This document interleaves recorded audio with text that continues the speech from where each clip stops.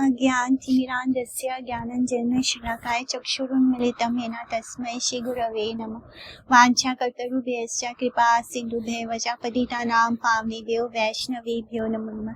जय श्री कृष्ण चैतन्य प्रभु नित्यानंद श्री अद्वैत गदाधर शिवासादि गौर भक्तवृंद।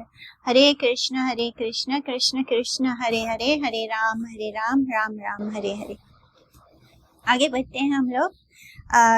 महाप्रभु सभी अपने पार्षदों को लेकर गंगा जी के तट पर जाते हैं और उस गंगा जी के तट वहां पर सब जल की क्रीड़ा कर रहे होते हैं। सब खेलते हैं जल में, गंगा जी के जल में सब एक दूसरे पर जल उछालते हैं, एक दूसरे के साथ बहस करते हैं, जैसे कि प्रेम क्रीड़ा हो रही है, प्रेम कला बोलते हैं। और फिर सब इस तरह बड़ा छोटा का भेद ही खत्म हो जाता है। जो बूढ़े बूढ़े थे वो भी बच्चों जैसे ही खेल रहे होते हैं जल में। और कोई भी महाप्रभु को कोई किसी के पैर लग रहे हैं तब भी सब एक दूसरे के साथ भूल जाते हैं, भेद ही निकल गया सबका और सब जल केली में लग जाते हैं और परम आनंद रस में विभोर हो जाते हैं। कोई जीत रहा होता है, कोई हार रहा होता है, तू मैं हो रही होती है। इसी तरह अद्वैत आचार्य और नित्यानंद प्रभु का हमेशा प्रेम कला चलता है। अद्वैत नयने नित्यानंद कुतूहली, निर्घते मारिया जल दिला महाबली। दुई चक्षु अद्वैता मेलिते नाही पारे, महाक्रोधावेशे प्रभु गाला गाली पाड़े। नित्यानंद मध्य पे करीला चक्षु कान, कोठा हैते मध्य पे राहिला उपस्थान। श्रीनिवासा पंडितेरा मूले जाती नाई, कोठाकार अवधूते आनी दिला थाई। सच्चिदानंदन चोरा एता कर्म करे, निरावधि अवधूत समहति विहरे। नित्यानंद बले मुखे नाही वास लाज, हारी ले आपने आर कंदले की काज। गौरा चंद्र बले एका बारे नाही जानी, तीना बार हैले से हार जीत मानी। आर बार जला युद्ध अद्वैतानी ताई, कौतुका लागिया एका देह दुई थाई। दुई जने जला युद्ध केहा नहीं पारे, एका बार जीने केहा आर बार हारे। आर बार नित्यानंद संभ्रम पाइया, दिले नयने जल निर्घात करिया। अद्वैत पाइया दुख बले माता लिया, सन्यासी न हया कभु ब्राह्मण वधिया। पश्चिमार घरे घरे खाइया छे भात, खुला जन्म जाति केहा न जाने को थात। पिता माता गुरु नहीं जानी एक ही रूप, खाए पड़े सकला बलाए अवधूत। नित्यानंद प्रतिस्तव करे व्यापदेशे, शुनि नित्यानंद प्रभु गण सह आसे। संहारी मु सकला मोहार दोष नाई, एता बलि क्रोधे ज्वले आचार्य गोसाई। आचार्य क्रोधे हासे भागवत गण, क्रोधे तत्व कहे ये न शुनि कुवचन। हे न रस कले हरा मर्म न बुझिया, भिन्न ज्ञाने निंदे वंदे से मरे पुरिया। नित्यानंद गोरा चांद यारे कृपा करे, सेई से वैष्णव वाक्य बुझी वारे पारे। सेई कथा शने दुई महा कुतूहली, नित्यानंद अद्वैते हैला कोलाकुली। महामत दुई प्रभु गौर चंद्र रसे, सकाला गंगार माझे नित्यानंद भासे। तो अब बहुत आनंद पूर्वक दोनों के बीच में लड़ाई हो रही है, नित्यानंद प्रभु और अद्वैत प्रभु के बीच में। महाबली नित्यानंद ने कुतूहलवश अद्वैत की आंखों में जल से आघात किया, ऐसे स्प्लैश कर दिया उनकी आंखों के ऊपर पानी। तो इससे अद्वैत के दोनों आंखें खोलने में असमर्थ हो गए। दोनों आंख में ऐसे झपट से पानी जाता है तो कैसे होता है, आंख नहीं खोल पाते हैं। और महाक्रोध के आवेश में प्रभु को गाली देने लगे अद्वैत आचार्य। नित्यानंद मध्यप ने हमारी आंख को काना बना दिया है, ये मध्यप कहाँ से आ गया। तो अब नित्यानंद को वो शराबी बोल रहे हैं कि ये शराबी ने मेरे आंख को काना बना दिया, ये पता नहीं ये मध्यप मने शराबी, ये कहाँ से आ गया। असल में श्रीनिवास पंडित की कोई जाति नहीं है। ना जाने कहाँ के रहने वाले इस अवधूत को बुलाकर अपने घर में जगह दे दिए। तो वो नित्यानंद को इस तरह बात सुना रहे हैं। चोरा सचिनंदन इतने सारे कर्म करता है, निरंतर अवधूत के साथ विहार करता है। नित्यानंद बोले, तुमको लज्जा नहीं होती? अपने आप हारे हो, अब झगड़ा किस बात का? तो गौरचंद्र बोले, एक बार में निर्णय नहीं लिया जा सकता, 3 बार होने से हार जीत का निर्णय होगा। फिर एक बार अद्वैत और निताई के बीच जल युद्ध हुआ। केवल कौतुक के कारण एक ही देह के 2 प्रकाश हुए थे, यानी दोनों एक ही देह, दोनों विष्णु तत्व ही है। इस तरह वो दोनों एक ही देह है और लेकिन दिखने में 2 नजर केवल कौतुक के कारण एक ही देह के 2 प्रकाश हुए थे। दोनों में जल युद्ध हुआ, कोई भी सक्षम नहीं हो पाया। कोई एक बार जीतता है तो दूसरी बार हार जाता है। फिर नित्यानंद ने उत्साह के साथ अद्वैत की आंखों में जल मार दिया। दुखित होकर अद्वैत कहने लगे, मत वाले ब्राह्मण का वध करके कभी कोई सन्यासी नहीं बन सकता है। पश्चिम देश के घर घर में इसने अन्न ग्रहण किया है। इसके कुल, जन्म, जाति के बारे में कोई कुछ नहीं जानता है। इसके पिता, माता, गुरु आदि के बारे में भी कोई नहीं जानता है। सब कुछ खाता है, सब कुछ पहनता है। इस तरह वो सुना रहे हैं नित्यानंद प्रभु को, और अपने आप को अवधूत कहलाता है। इस प्रकार से अद्वैत प्रभु ने छल पूर्वक नित्यानंद का स्तव किया और इसे सुनकर गण सहित नित्यानंद प्रभु हंसने लगे। मैं सबका संहार कर दूंगा, इसमें मेरा कोई दोष नहीं है, ऐसा कहते हुए अद्वैत आचार्य क्रोध में जलने लगे। अद्वैत का क्रोध देखकर भागवत गण हंसने लगे। क्रोध के माध्यम से आचार्य ने जिस तत्व को प्रकाशित किया वो सुनने में कुवचन जैसा सुनाई देता था। इस प्रकार की रस कला के मर्म को ना समझकर जो भिन्न ज्ञान से एक की निंदा और दूसरे की वंदना करता है वो अपराध से दग्ध होता है। यानी जैसे ये दोनों प्रभु के बीच में जो ये लीला हो रही है, वो दोनों सच में लड़ाई नहीं कर रहे हैं। ये केवल इनडायरेक्टली वो बता रहे हैं कि किस तरह उन्होंने अपना पूरा जीवन बिताया है। अवधूत कहलाते हैं नित्यानंद प्रभु। किस तरह वो बचपन में ही एक सन्यासी के साथ चले गए थे घर छोड़कर, और पूरा साउथ इंडिया उन्होंने भ्रमण किया था। तो वो सब कुछ उन्होंने किस तरह बोला है, जैसे कि उनको कोई ताना मार रहे हो। इस तरह हमें कभी भी 2 वैष्णव के लड़ाई के बीच में नहीं आना चाहिए। वो दोनों जो कर रहे हैं वो आपस में एक लीला होती है। तो इस लीला में अगर हम किसी का भी एक का साथ देंगे तो क्या होगा, हमारा अमंगल ही होगा। इस तरह अपराध लगेगा तो वो अपराध से दग्ध हो जाएगा। नित्यानंद गौरचंद्र जिन पर कृपा करते हैं वे ही वैष्णव वाक्यों को समझ सकते हैं। यानी जिस पर निताई गौर की कृपा होगी वो ही समझ सकता है कि एक्चुअली में वैष्णव जन क्या बोल रहे हैं।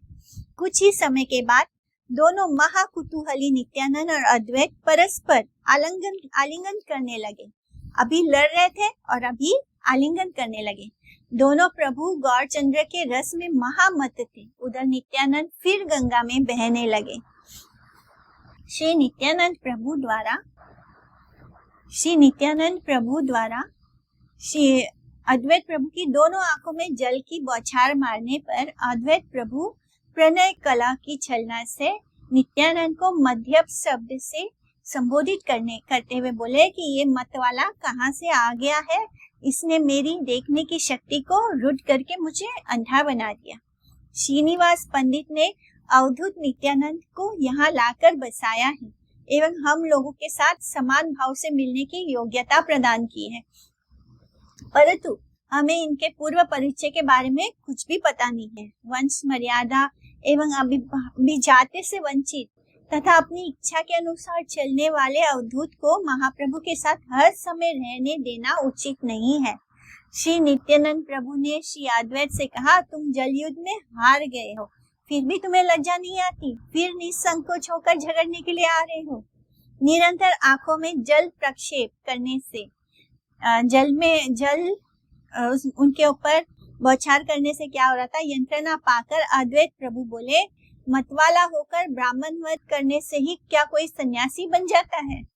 जिन लोगों में स्वदेश का अभिमान प्रबल होता है वे ही विदेशियों के प्रति कुवाक्यों का प्रयोग करते हैं। पूर्वी देश के लोग पश्चिम देश के लोगों को की पश्चिमा कहकर ग्रहण किया करते हैं। उन लोगों के जाति वंश की हीनता का संपादन करते हैं। नित्यानंद कौन से कुल में उत्पन्न हुए हैं, कौन सी श्रेणी के व्यक्ति हैं, ये कोई नहीं जानता है। कहाँ जन्म ग्रहण किया ये भी अनिर्णित है। वे पश्चिम देश के लोगों के घर में भोजन किया करते हैं। इनके पिता माता कौन है अथवा ये किस प्रकार के गुरु के शिष्य हैं, इसका परिचय भी नहीं मिलता है। ये अपने आप को अवधूत नाम से प्रदर्शित करते हैं एवं सभी से भोजन आदि ग्रहण करते हैं। अद्वैत की उक्तियां छल से भरी हुई हैं। वे प्रकारांतर से श्री नित्यानंद की प्रशंसा का ही ज्ञापन करती है। श्री अद्वैत वाक्य श्रवण से श्री नित्यानंद प्रभु एवं उनके अनुगत जन सभी हंसने लगे। जो मूर्ख लोग अद्वैत नित्यानंद के बीच की रस भरी कला के अभ्यंतर में प्रवेश करने में असमर्थ होकर एक की निंदा एवं दूसरे की वंदना करते हैं, वे इस अविचार के कारण अपराध दावानल में जल जाते हैं। हेना मते जला केली कीर्तनेरा शेषे प्रति रात्रि सभा लैया करे प्रभु रसे। ए लीला देखी ते मनुष्येरा शक्ति नाही, सबे देखे देवगण संगोपेता ठाई। इस प्रकार से कीर्तन के उपरांत प्रत्येक रात को महाप्रभु सबको लेकर आनंद पूर्वक, यानी हर रोज ही वो शाम के समय जब रात में कीर्तन खत्म होता था तो कीर्तन पहले तो बहुत जोश से नाचते गाते हैं, उछल कूद से कीर्तन होता है। उसके बाद कीर्तन जब फिनिश हो जाता था तो महाप्रभु सभी को लेकर गंगा जी के तट पर चले जाते हैं और जल क्रिया किया करते थे। इस लीला को देखने की शक्ति मनुष्यों में नहीं है, केवल देवतागण ही छिपकर इस लीला को वहां देखने में सक्षम होते थे। यानी कोई भी मनुष्य इस लीला को नहीं देख पाता था, केवल देवता ही देख सकते थे। सर्वगणे गौर चंद्र गंगा स्नान करी, कूले उठी उच्च करी बले हरि हरि। गंगा स्नान के उपरांत सबके साथ प्रभु गौरचंद्र तट पर आकर जोर से ऊंची आवाज में हरि हरि बोलते थे। साबारे दिले ना माला प्रसाद चंदन, विदाई हैला सबे करी ते भोजन।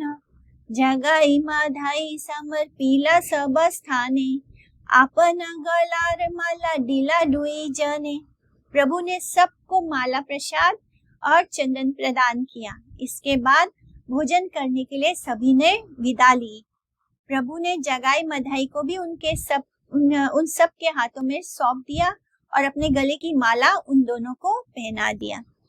ऐसा लीलार कभू अवधि न हया, आविर्भाव तिरोभाव मात्र वे देखया। तो इन सब जो महाप्रभु की लीलाएं हैं उसका कोई अंत नहीं होता। ऐसा नहीं है कि वो 5000 साल पहले हुआ था अब खत्म हो गया, ऐसा नहीं है। महाप्रभु की जो लीलाएं हैं वो निरंतर चल रही हैं। वेद, क्योंकि हम अनंत देव जो है वो कितने सारे अनगिनत ब्रह्मांडों को अपने शीश पर धारण किए हुए हैं। तो इस तरह वो जो अनगिनत ब्रह्मांड है उसमें किसी ना किसी ब्रह्मांड में नित्यानंद प्रभु की, अद्वैत प्रभु की, चैतन्य महाप्रभु की लीला चल रही होगी। तो वो निरंतर चलती रहती है। जैसे कृष्ण की लीला का भी कोई अंत नहीं होता। इस ब्रह्मांड में नहीं हो रहा है इसका मतलब ये नहीं कि खत्म हो गया। किसी और ब्रह्मांड में अभी कोई कहीं पे दामोदर लीला हो रही होगी, कहीं पे कार्तिक मास चल रहा होगा। यानी हर पल हर समय किसी न किसी ब्रह्मांड में भगवान की लीला चलती रहती है। इसलिए इन सब लीलाओं का कभी अंत नहीं होता है। वेद कहते हैं कि इन सब लीलाओं का केवल आविर्भाव होता है और तिरोभाव होता है। यानी वो प्रकट होते हैं या अप्रकट होते हैं, लेकिन खत्म नहीं होते हैं, अंत नहीं होता। गृहे आसी प्रभु धुई लेना श्री चरण, तुलसीरा करी लेना चरण वंदना। भोजन करी ते बसी लेना विश्वंभर, नैवेद्य आनी माय करी लागोचरा। सर्व भागवतेरा करिया निवेदना, अनंत ब्रह्मांड नाथ करे न भोजना। परम संतोषे महाप्रसाद पाइया, मुख शुद्धि करी द्वारे बसीला आसिया। वधु संगे देखे आई नयन भरिया, महा आनंद सागरे शरीर डुबाइया। घर में आकर प्रभु ने अपने श्री चरणों को धोया और फिर तुलसी की वंदना की। तो वो इसी तरह जब गंगा जी से स्नान करके आते थे तो अब घर में आकर वो तुलसी पूजा करते थे। तो इसी तरह घर आते हैं महाप्रभु और अपने पैरों को, चरणों को धोते हैं और फिर तुलसी जी की वंदना करते हैं। उसके बाद तत्पश्चात प्रभु भोजन करने के लिए बैठे तो माता ने नैवेद्य का अन्न उनके सम्मुख परोस दिया और सभी भागवत जनों को निवेदित करके पश्चात अनंत ब्रह्मांडनाथ भोजन करने लगे। इस तरह परम संतोष के साथ प्रभु ने महाप्रसाद ग्रहण किया और मुख शुद्धि के उपरांत द्वार पर आकर बैठ गए। महान आनंद सागर में विभोर होकर वधु के साथ सची माता ये सब देख रही थी। आई रा भागेरा सीमा के बलिते पारे, सहस्त्र वदन प्रभु यदि शक्ति धरे, प्राकृत सब देव एवा बलि वेका आई शब्द प्रभावे ओ तारस दुख नाई, पुत्रे राशि मुख देखी आई जगन माता, निज देह आई नहीं जाने अच्छे को था। आई माने माँ होता है, तो इवन मराठी में भी माता को आई बोलते हैं। तो यहाँ पर सच्ची माता की बात हो रही है। आई के भाग्य की सीमा का वर्णन कौन कर सकता है। एकमात्र सहस्त्र मुख वाले प्रभु अनंत देव ही इसमें समर्थ हैं। यदि उनमें शक्ति हो तब प्राकृत शब्द से भी जो व्यक्ति आई का उच्चारण करेंगे, आई शब्द के प्रभाव से उनको कोई दुख नहीं होगा। जगन माता आई पुत्र के श्रीमुख को देखकर अपनी देह के सुध बुद्ध भी भूल गई थी। आर्य शब्द संस्कृत का शब्द है। चलित भाषा में आई शब्द के रूप में उसका प्रयोग हुआ है। श्री गौर सुंदर की जननी को जो लोग आई कहकर संबोधित करेंगे उनके सभी दुख दूर हो जाएंगे। जो सच्ची माता को आई कहकर संबोधित करेंगे उनके सभी दुख दूर हो जाएंगे। श्री गौर सुंदर के श्रीमुख दर्शन से जननी सच्ची देवी आत्मविस्मृत अपने आप को भूली हुई है। भगवान मुख सौंदर्य पर विमुक्त होकर वे अपनी जननी होने का बोध एवं पुत्र वात्सल्य तक भूल गई थी। यानी जब श्री गौर सुंदर के श्रीमुख का वो दर्शन करती है तो वो ये भी भूल गई कि ये मेरा पुत्र है। विश्वंभर चाली लेना करी ते शयना, तखना विदाय हया गुप्ते देवगण।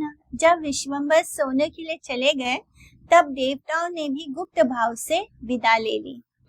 चतुर्मुख पंचमुख आदि देवगण, नीति आसी चैतन्य कराए सेवन। देखी ते न पाए इहा केहा आज्ञा बिने, सेई प्रभु अनुग्रह बले कारो स्थाने। कोना दीना बसिया ठाकाए विश्वंभर, सम्मुखे आईला मात्र कोना अनुचरा। ओई खाने ठाक प्रभु बलाए आपने, चारी पांच मुख गुला लोटाए अंगने। पड़िया आछायता नाही लेखा जोखा, तुमरा सबेरे किए गुला न दे देखा। करा जोड़ करी बले सब भक्त गना, त्रिभुवने करे प्रभु तुम्हारा सेवना। आम्रा सबार कोना शकती देखी वारा, बिने प्रभु तुम्ही दिले दृष्टि अधिकारा। ऐसा बा अद्भुत चैतन्यरा गुप्त कथा, सर्व सिद्धि हया इहा शुनी ले सर्वथा। इहा ते संदेह किछु न भाविया मने, अजभव नीति ऐसे गौरांगेरा स्थाने। तो चतुर्मुख ब्रह्मा, जब भी चैतन्य महाप्रभु की लीला होती है तो वहां पर देवता लोग कभी मनुष्य का रूप लेकर आ जाते हैं और कभी इनविजिबल होकर उस लीला को देखने आ जाते हैं। इसी तरह चतुर्मुख ब्रह्मा जी, पंचमुख शिव जी और देवगण नित्य आकर हमेशा जब माने रोज ही आकर चैतन्य की सेवा किया करते थे, किंतु प्रभु की आज्ञा के बिना कोई उनकी इस सेवा को देख नहीं पाता था। उन्हीं प्रभु ने अनुग्रह पूर्वक किसी को इसके बारे में बताया भी था। किसी दिन प्रभु विश्वम्बर बैठे हुए थे। उसी समय उनके सामने कोई एक अनुचर आकर उपस्थित हो गया। वहीं ठहरो, प्रभु ने स्वयं उससे कहा। प्रभु के आंगन में उस समय 4-5 मुंह वाले सभी देवता लोटपोट हो रहे थे। तो जब कोई उनका दास उनसे मिलने आया तो उन्होंने उसको आंगन में प्रवेश करने से रोक दिया और कहा कि वहीं पर रुक जाओ, क्योंकि उस समय उनके जो आंगन है उसमें 4-5 मुंह वाले सभी देवता लोग लोटपोट हो रहे थे। आंगन में ऐसे कितने देवता पड़े हुए थे, इसका कोई लेखा जोखा नहीं था। प्रभु ने भक्त जनों से पूछा, क्या तुम्हें इन सब के साक्षात दर्शन नहीं हो रहे हैं? हाथ जोड़कर सभी भक्तगण कहने लगे, हे प्रभु, तीनों भुवन आपकी सेवा करते हैं, हमें उन सबको देखने की शक्ति कहाँ है? हे प्रभु, यदि आप हमें देखने की शक्ति प्रदान करेंगे तभी तो हम देख पाएंगे। चैतन्य की ये सब गुप्त कथाएं अद्भुत हैं। इन्हें सुनने से सभी सिद्धियां प्राप्त होती है। इस विषय में मन में कोई संदेह रखना उचित नहीं है। गौरांग के निकट अजब हवा यानी ब्रह्मा और शिव जी नित्य आगमन किया करते थे।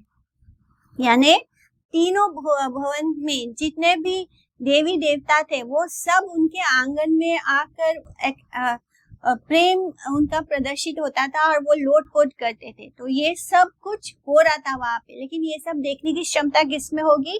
जिसको महाप्रभु चाहेंगे, जिसको महाप्रभु ये शक्ति प्रदान करेंगे। और इस पे अगर कोई संदेह करेगा तो उस मतलब इस पर हमको संदेह नहीं करना। ये सब गुप्त कथाएं हैं और इनको सुनने से क्या होता है, हमें सिद्धियां प्राप्त होती है। इस विषय में हमें मन में कोई संदेह नहीं रखना चाहिए।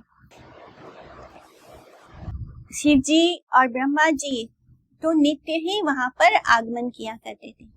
हे नमते जगाई माधाई परित्राणा, करीलाशी गौर चंद्र जग तेरा प्राण, सबारा करीबा गौर चंद्र से उद्धार, व्यतिरिक्त वैष्णव निंदक दुराचार।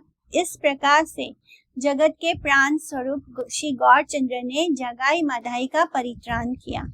वैष्णव निंदक दुराचारी के अतिरिक्त गौर चंद्र बाकी सभी का उद्धार करेंगे। जो लोग किसी भक्त का वैष्णव की निंदा नहीं करते हैं, क्योंकि गौर चंद्र बाकी सबका उद्धार करेंगे, लेकिन अगर कोई वैष्णव निंदक होगा तो उसका अमंगल ही होगा। इसलिए वैष्णव अपराध नहीं करना है। शूला पानी समा यदि भक्त निंदा करे, भागवत प्रमाण तथापि शीघ्र मरे। शूल पानी शिव के समान भी कोई यदि भक्तों की निंदा करता है, यानी अगर शिव जी जितना ही कोई ताकतवर हो, इतना शक्तिशाली हो, अगर ऐसा व्यक्ति भी अगर किसी भक्त की निंदा करेगा तो भागवत में प्रमाण है कि वो शीघ्र ही विनाश को प्राप्त हो जाएगा। यानी कोई कितना भी बड़ा पद पे क्यों ना हो, शिव जी जैसा ही पद पे क्यों ना हो, तब भी अगर वो व्यक्ति किसी भगवान के भक्त की निंदा करता है तो वो शीघ्र ही विनाश को प्राप्त होता है। महाद्विमानात् सुकृताद्धि माद्रिका नक्षत्र, ये भागवत का श्लोक है। महाद्विमानात् साकृताद्धि माद्रिका नक्षत्य दुरादपि शूलपानी, हेना वैष्णवा निंदे यदि सर्वज्ञ है, हेना वैष्णवा निंदे यदि सर्वज्ञ है, सेजनेरा अधापात सर्वशास्त्रे कई, सर्व महाप्रायश्चिता ये कृष्णेरा नाम, वैष्णवा अपराधे सेहा नामिलाए त्राण, पद्म पुराणेरा ए परम वचन, प्रेम भक्ति हया इहा करी ले पालना। तो अब बता रहे हैं कि ये श्लोका हम करेंगे श्रीमद् भागवतम का canto 5 chapter 10 and shloka number 25 है कि भरतम प्रति रघुगणस्य उक्ति, स्वकृतात् ही महाद्विमानात् महतम भागवत भक्तानां विमानात् अनादरात् माद्रिका मादृशा जना, रुद्र इवा अति समर्थ अपि अधूरात् नश्यन्ति। भरत के प्रति रघुगण की उक्ति है, महत जनों की अवहेलना करने से उस स्वकृत अवमानना के फलस्वरूप मेरे जैसा व्यक्ति शूल पानी की भांति विशेष सामर्थ्यवान पुरुष होने पर भी तुरंत ही विनिष्ट हो जाएगा, इसमें कोई संदेह नहीं है। सभी शास्त्र यही कहते हैं, यदि सर्वज्ञ होकर भी यानी बहुत शक्तिशाली होकर भी वैष्णव की निंदा करता है तो उसका अधपतन निश्चित है। जिस कृष्ण के नाम से सभी महान पातकों का प्रायश्चित हो जाता है, वैष्णव के चरणों में अपराध करने पर उस कृष्ण नाम से भी परित्राण नहीं मिलता। ये परम वचन पद्म पुराण में उल्लिखित है। इसका पालन करने से ही प्रेम भक्ति की प्राप्ति होती है। तो पद्म पुराण भी कहता है कि जिस कृष्ण के नाम से हमें असंख्य और अनगिनत पापों का हमारा नाश हो जाता है, वो कृष्ण नाम भी हमें वैष्णव अपराध से नहीं बचा सकता। सर्व सिद्धियों को प्राप्त करके भी यदि कोई वैष्णव की निंदा करता है तो वो निश्चित रूप से अधपतित हो जाता है। सभी शास्त्रों में ऐसा कहा गया है। भाष्य स्मृति आदि में कथित सभी प्रकार के प्रायश्चितों की अपेक्षा श्री नाम की पाप निवारिणी शक्ति सर्व अधिक प्रबल है। भगवान हरि का नाम बहुत प्रबल है। जब भी हमें किसी पाप का प्रायश्चित हो तो वो हरि नाम से हो जाएगा, परंतु हरि के जन के निकट अपराध होने पर उस प्रकार के नाम को ग्रहण करने वालों को भी अपराध से कभी भी परित्राण नहीं मिलता है। तो ये बहुत इम्पोर्टेंट है कि हम कितना भी अगर हमसे हरि के जन यानी भगवान के भक्तों के प्रति अगर कोई अपराध हो गया तो फिर हम कितना भी हरि नाम कर ले वो अपराध नहीं जाएगा। नाम अपराध के बीच में साधु निंदा ही आदि अपराध है। नाम अपराध होने से नाम आभास एवं नाम ग्रहण की फल प्राप्ति भी संभव नहीं होती है। अगर नाम अपराध हो गया तो हम नाम आभास भी नहीं ले सकते। इस तरह ये जो हम किसी वैष्णव की अगर हमने निंदा कर दी या किसी वैष्णव के प्रति अगर हमसे अपराध बन गया तो ये तभी खत्म होगा जब हम उस वैष्णव के चरणों में गिरकर उससे क्षमा याचना करें। एंड तब भी अगर वो वैष्णव हमें क्षमा कर दिया तो ही अपराध खत्म होता है। वैसे तो जो वैष्णव जन होते हैं वो बहुत ही सॉफ्ट हृदय होते हैं। अगर हम उनसे क्षमा याचना करते हैं तो वो तुरंत हमको माफ कर देते हैं। लेकिन बहुत बार क्या होता है, हमारे अंदर इतना अहंकार होता है कि हम किसी वैष्णव के चरणों में गिरकर अपराध की क्षमा भी नहीं मांगते। लेकिन अपराध के लिए अगर हमने क्षमा नहीं किया तो विनाश होना निश्चित है। सताम निंदा नामना परम अपराधम वितनुते यथा ख्यातिम यताम कथमुस हते तद विगरिहाम। सताम यानी साधु नाम भगवता नाम इत्यर्थ निंदाम साक्षात। सज्जनों की निंदा श्री नाम के निकट महान अपराध का विस्तार करती है। हाय नाम श्री नाम प्रभु ने जिन भक्तों के कारण इस लोक में ख्याति अर्जित की है उनकी निंदा वे नाम प्रभु कैसे सहन करेंगे, अर्थात कभी भी सहन नहीं कर सकते, परंतु वो नाम अपराधी का विषम सर्वनाश अनयन करते हैं। यानी श्री नाम प्रभु हरि नाम प्रभु हम बोलते हैं क्योंकि भगवान और भगवान के नाम में कोई अंतर नहीं है, इसलिए भगवान का जो नाम है उसको भी हम हरि नाम प्रभु कहते हैं। तो हरि नाम प्रभु ने इस लोक में क्यों अवतार लिया है? उनके भक्तों के लिए, अपने भक्तों के लिए। वो भक्त जो उनका उच्चारण करते हैं, जो उनका नाम लेते हैं, अगर वो ही नाम लेने वाले के प्रति कोई अपराध कर दे तो इसको हरि नाम प्रभु कभी भी सहन नहीं कर सकते। इसलिए हम फिर उसको हरि नाम से नहीं मिटा सकते क्योंकि हरि नाम प्रभु उस अपराध को कभी भी सहन नहीं करेंगे, जिसके कारण क्या होता है, जो सर्वनाश है वो निश्चित होता है। ये नाशु ने ए महादसुरे उद्धार तारे उद्धारी व गौर चंद्र अवतार। इन महान दस्युओं के उद्धार की कथा को यानी जगाई मधाई की जो ये कथा है उसको जो सुनेंगे उनका गौर चंद्र उद्धार करेंगे, उनको ये आशीर्वाद प्रदान करेंगे श्री गौर हरि यानी कि हमारा भी उद्धार होना निश्चित है। ब्रह्म दैत्य तारन गौरांग जय जय, ब्रह्म दैत्य तारन गौरांग जय जय, करुणा सागर प्रभु परम सदया, सहस्त्र करुणा सिंधु महाकृपामया, दोष नहीं देखे प्रभु गुण मात्र लया, हे ना प्रभु विरहे ये पापी प्राण रहे, सबे परम आयु गुण आर किछु नहे, तथापि हा एई कृपा करा महाशया, श्रवणे वदने ये ना टोरी यश लया, आमारा प्रभु गौरांग सुंदर, यथा वैश्य तथा ये न हऊ अनचर, चैतन्य कथार आदि अत्यंत नहीं जानी, एते मते चैतन्यरा यशा से बाखानी, गणा सह प्रभु पाद पद्मे नमस्कार, इथे अपराध की छुक नाहु नहु का अमर, श्री कृष्ण चैतन्य नित्यानंद चांद जान, वृंदावन दास तछु पद युगे गान। करुणा सागर प्रभु परम दयालु एवं ब्रह्म दैत्यों के उद्धारक गौरांग की जय जय हो। अदोष दर्शी सहस्त्र करुणा सिंधु महाकृपामय प्रभु केवल गुण मात्र ही ग्रहण करते हैं। ऐसे प्रभु के विरह में जो पापी प्राण की रक्षा कर रहे हैं, इसका कारण केवल परमायु गुण ही है और कुछ नहीं। फिर भी हे महाशय, ऐसी कृपा कीजिए कि आपके यश का श्रवण और कीर्तन कर सकूं। गौरांग सुंदर हमारे प्रभु के प्रभु हैं, यानी श्री नित्यानंद ठाकुर, जो कि इस ग्रंथ के लेखक हैं। श्रीला वृंदावन दास ठाकुर के गुरु कौन है?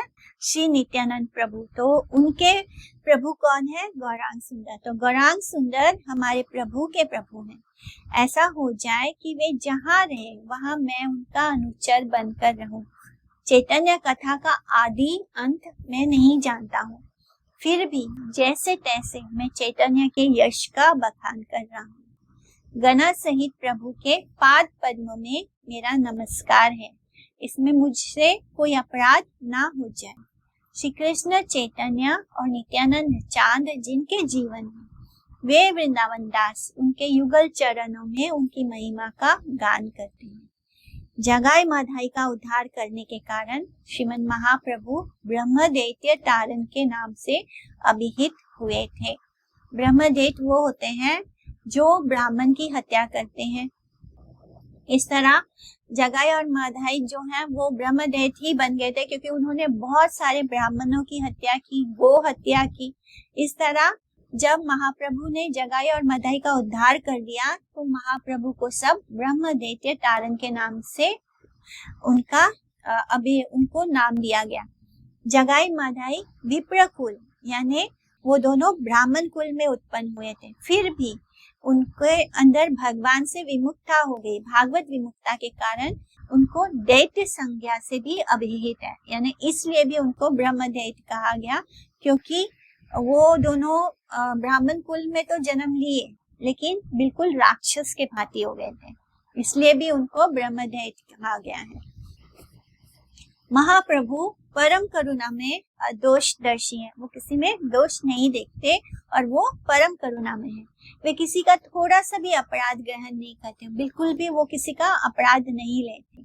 ऐसे महाप्रभु के श्री चरणों की सेवा को छोड़कर जो पापी अपने प्राणों की रक्षा में लगा रहता है उसका जीवन ही व्यर्थ है। यानी प्राणों की रक्षा में लगा रहता है, यानी वो महाप्रभु के आश्रय को छोड़कर अपने मटेरियल सेंस ग्रेटिफिकेशन में लगा रहता है। प्राक्तन कर्म के फल स्वरूप जीवित बचा रहना मात्र संभव होता है, उसका जीवन ही व्यर्थ है।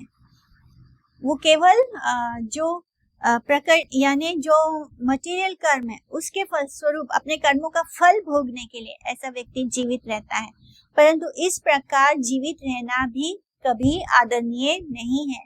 अगर हम ऐसा जीवन जी रहे हैं जिसमें हम भगवान की शरण नहीं लेते तो हमारे जीवन में और एक जानवर के जीवन में कोई अंतर नहीं है। इसलिए हम ऐसे जीवन में क्यों जी रहे हैं? क्योंकि हम अपने कर्मों का फल भोगने के लिए ही केवल जीवित हैं।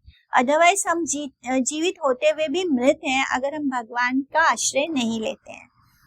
मेरे श्री गुरुदेव के सेव्य वस्तु श्रीमन महाप्रभु है। मेरी यही अभिलाषा है कि जन्म जन्म में मैं उनका भृत्य, उनका दास बनूं। इति श्री चैतन्य भागवते मध्य खंडे जगाई मधाई उद्धार वर्णनम नाम त्रयोदशो अध्यायः। इति त्रयोदश अध्याय का गौड़ भाष्य समाप्त होता है। तो इसमें टोटल 399 श्लोका थे, पयाल थे। इस तरह हमने 13 चैप्टर फिनिश किया है और हम 14 चैप्टर को कर लेंगे, आज नहीं करेंगे। तो किसी को कोई डाउट है तो पूछ सकते हैं, अभी थोड़ा सा समय है। एग्जाम से रिलेटेड कोई क्वेश्चंस है तो पूछ लीजिए अभी। हरे कृष्णा। ठीक है, फिर हम फिनिश करते हैं क्लास को। वांछा कल्पतरुभ्यश्च कृपा सिन्धुभ्येव च पतितानां पावनेभ्यो वैष्णवेभ्यो नमो नमः। हरे कृष्णा। सभी को दंडवत प्रणाम। हरे कृष्णा। दंडवत प्रणाम। 10 तारीख को, अगले महीने के 10 तारीख को। हाँ, मैंने पोर्शन दिया हुआ है, उतना ही लूंगी जितना मैंने दिया है बस। अभी तो हमने बहुत क्लासेस किए हैं ना, तो सारे तो हम नहीं कर पाएंगे, इसलिए केवल चैप्टर 9 महाप्रभु की प्रकाश लीला होगी, वही चैप्टर